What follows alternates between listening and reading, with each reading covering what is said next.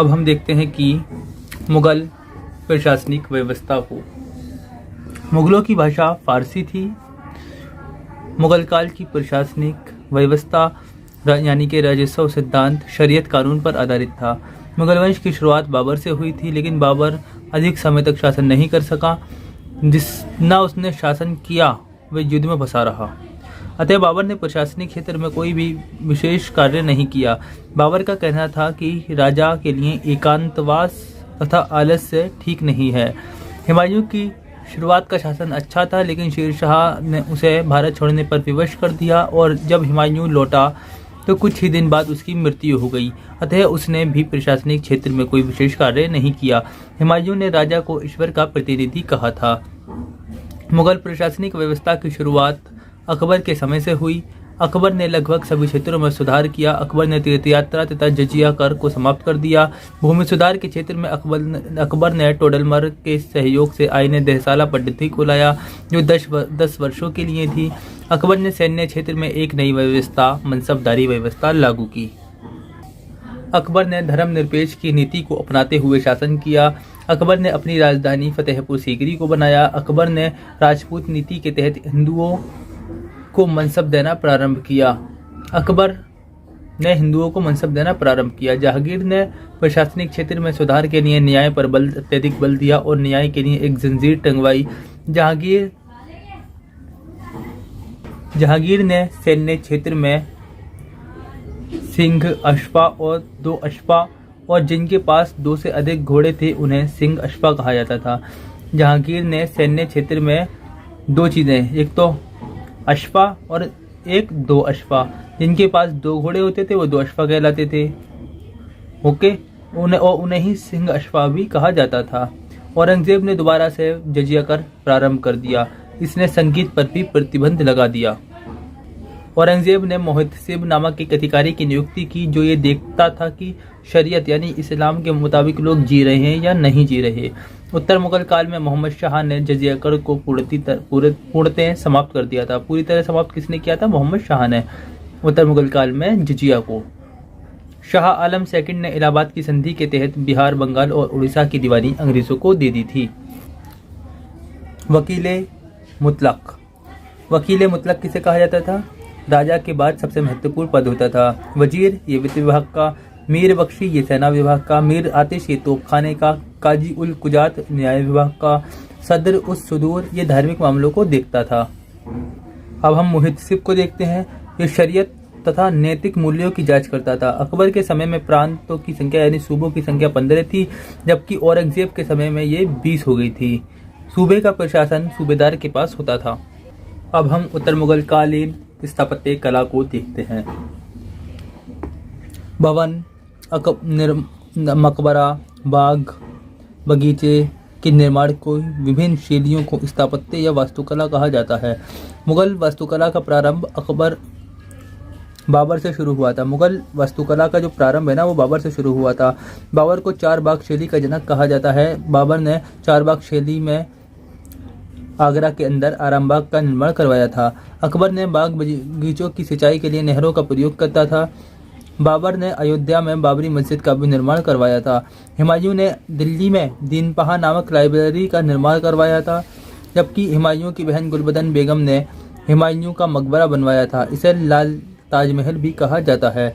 अकबर ने फतेहपुर सीकरी में बुलंद दरवाजे का निर्माण करवाया था। जहांगीर के समय में नूरजहां ने एतमादुद्दौला का मकबरा बनवाया था तथा कश्मीर में शालीमार बाग भी बनवाया था। जहांगीर के काल को स्थापत्य का विश्राम काल कहा जाता है। सफेद बेदाग संगमरमर तथा इटली की पेट्रेटा डोरेरी शैली का प्रयोग सबसे पहले मकबरे निर्माण में हुआ था। मुगलकालीन स्थापत्य कला में गोलगुंबद से मुक्त भवनों का निर्माण हुआ। शाहजहां स्थापत्य कला में अधिक रुचि लेता था। इसके शासनकाल में स्थापत्य कला का स्वर्णकाल कहा जाता है। इसके शासनकाल को स्थापत्य के कारण ही शाहजहां के काल को मुगलों का स्वर्ण युग कहा जाता है। इसने दिल्ली में जामा मस्जिद, लाल किले का निर्माण करवाया था। आगरा में ताजमहल का निर्माण कराया था। लाहौर में शीश महल का निर्माण कराया था। ताजमहल भारत का सबसे बड़ा मकबरा है। पेट्रेटा डोरी शैली का प्रयोग ताजमहल में भी हुआ है। आगरा के किले के अंदर मोती मस्जिद का निर्माण शाहजहां ने करवाया था, जबकि दिल्ली के लाल किले के अंदर मोती मस्जिद का निर्माण औरंगजेब ने करवाया था। औरंगजेब ने औरंगाबाद में बीबी का मकबरा बनवाया, जिसे ताजमहल की घटिया नकल कहा जाता है। अंतिम मुगल बादशाह बहादुर शाह, जिसे जफर सेकंड भी कहा जाता है, बहादुर शाह जफर ने दिल्ली में अपना मकबरा बनवाया था, लेकिन अंग्रेजों ने उसे पकड़कर निशासित रंगून कर दिया। इस प्रकार वह मकबरा खाली रह गया। अब रिमार्क में देखते हैं। राफेल एक यूरोपीय चित्रकार था जिसे पुनर्जागरण में महत्वपूर्ण भूमिका निभाया था, जिसने हुमायूं के दरबार में मीर सैयद अली और अब्दुल समद खां चित्रकार थे। अकबर के बगल में केशवलाल, लगन बसावन और दशख्त नामक प्रसिद्ध चित्रकार थे। दशवंत इन सब में प्रमुख चित्रकार था, जिसकी सबसे प्रमुख चित्रकारी खानदाने तैमूरिया है। दशवंत की क्या है? खानदाने तैमूरिया। जहांगीर के काल को चित्रकला का स्वर्णकाल कहा जाता है। जहांगीर कहता था कि जैसे मैं बता चुका हूँ कि कोई आंख बनाए, कोई नाक बनाए, अलग अलग व्यक्ति, तो मैं बता सकता हूँ कि किसने बनाई है। ओके। इस जहांगीर के दरबार में विश्वंत दास मेहर तथा मेंसर नामक चित्रकार रहते थे। जहांगीर के काल में फारसी शैली का स्थान पर भारतीय शैली का प्रभाव था। जहांगीर के काल में मुगल चित्रकला का वास्तविक आत्मा लुप्त हो गई। जहांगीर के काल में मुगल चित्रकला की जो वास्तविक आत्मा थी ना, वो लुप्त हो गई। शाहजहां के काल में स्थापत्य का अधिक विकास हुआ। शाहजहां के समय चित्रकला का विकास कम हुआ था। किसका ज्यादा हुआ था? स्थापत्य कला का। औरंगजेब ने चित्रकला पर यह कहकर प्रतिबंध लगा दिया कि चित्रकला इस्लाम में बिला वजह है। साथ ही उसने सिकंदरा स्थित अकबर की मकबरे से चित्रकलाओं को मिटवा दिया। अकबर के मकबरे से चित्रकलाओं को किसने मिटवाया था? औरंगजेब ने। और ये मकबरा कहाँ पर था? सिकंदरा में। ओके। अब हम मुगल कालीन पुस्तकों को देखते हैं। तुजू के बाबरी, ये बाबर ने लिखी है। बाबरनामा अब्दुल रहीम खाने खाना ने लिखा है। हुमायूं नामा गुलबदन बेगम ने लिखा है। ये गुलबदन बेगम जो थी ये हुमायूं की बहन थी। अकबरनामा अबुल फजल ने। तुजू के जहांगीरी, ये जहांगीर और मोतविद खान ने। शाहजहां नामा ये इनायत खान ने। तबकात अकबर ये निजामुद्दीन अहमद ने लिखा है। ये जो थे इस पुस्तक में दिल्ली सल्तनत से लेकर मुगल काल तक का इतिहास है तबकात अकबर में। ओके। ये किसने लिखी है? निजामुद्दीन अहमद ने। अब हम मुगल कालीन फारसी में जो अनुवादित पुस्तकें हुई उन्हें देख लेते हैं। महाभारत, इसका फारसी में अनुवाद किसने करा? बदायूनी ने, अबुल फजल ने और फैजी ने, तीनों ने मिलकर। अब याद कैसे करोगे? महाभारत मतलब बहुत बड़ी है महाभारत, तो 3 लोग कर रहे हैं इसमें, बदायूनी, अबुल फजल और फैजी। रामायण का बदायूनी ने, तो याद कैसे करोगे? रामा की बदायूं, रामा की बदायूं, रामा की बदायूं। अथर्ववेद का बदायूनी ने और हाजी इब्राहिम ने, तो याद कैसे करोगे? हाजी बदायूनी का अर्थ, हाजी बदायूनी का अर्थ। लीलावती फैजी की है, तो याद कैसे करोगे? और नील दर्पण भी फैजी ने लिखी है, मतलब लिखी नहीं है, अनुवाद किया है फारसी में। लीलावती और नील दर्पण में, तो याद कैसे करोगे? नीला नल फैजी, नीला नल फैजी, नीला नल फैजी। रजत तरंगिनी ये शान मोहम्मद शहबादी ने, तो फिर याद कैसे करोगे? रजत शहबादी, रजत शहबादी। और उपनिषदों का अनुवाद किसने करा? दारा शिकोह ने। गीता का अनुवाद किसने करा? दारा शिकोह ने। अब हम देखते हैं कि मुगल काल में आए विदेशी यात्रियों को। रॉल्फ फिंच, फिंच किसके दरबार में आया था? ये अकबर के समय में आया था, अकबर के दरबार में आया था। इसी ने अकलर को गुजरात अभियान के समय भिजवाया था। कैप्टन हॉकिंग ये 1680 ईस्वी में आया था जहांगीर के दरबार में। इसका उद्देश्य जहांगीर से व्यापारिक छूट को प्राप्त करना था, लेकिन अकबर ने जहांगीर ने इसे कोई भी छूट नहीं दी थी। इसकी योग्यता को से खुश होकर इंग्लिश खान की उपाधि दी थी। टॉमस रो ये भी एक अंग्रेज था, 1615 ईस्वी में जहांगीर के समय में आया था। इसकी सर्वप्रथम इसको जहांगीर ने कुल व्यापारिक छूट दी थी। किसे? टॉमस रो को। पिट्रियोरा देला वेला, नाम भी तो इसके अजीब अजीब है। पिएट्रा देला वेला ये इटली का रहने वाला था, जहांगीर के दरबार में आया था। ट्रेवेनियर ये फ्रांस का रहने वाला था, ये शाहजहां के समय में आया था और ये पेशे से एक जोहरी था यानी सुनार था। तो याद कैसे करोगे? टेब्रे जोहरी, टेब्रे जोहरी। वार्नियर ये अंग्रेज था, ये शाहजहां और औरंगजेब दोनों के समय में आया था। इसने मुगल काल में उत्तराधिकार के युद्ध को देखा था। जो औरंगजेब के समय में उत्तराधिकार का युद्ध हुआ था ना औरंगजेब का, उसके भाइयों के साथ इसने पूरे युद्ध को देखा था। किसने? वार्नियर ने। अब देखते हैं मनुची, ये एक अंग्रेज था, औरंगजेब के समय में आया था। ये पेशे से एक तोपची यानी तोप चलाने वाला था। औरंगजेब ने इसे अपनी सेना में भी रखा था। तो याद कैसे करोगे, मनु तोपची मनु तोपची मनु तोपची। अब मुगल शासकों के असली नामों को देखते हैं। बाबर, बाबर का पूरा नाम जहीरुद्दीन मोहम्मद बाबर। हुमायूं का नसीरुद्दीन मोहम्मद हुमायूं। तो याद कैसे करोगे, हुमायूं की नस, हुमायूं की नस, हुमायूं की नस, यानी कि नस्र नसीरुद्दीन।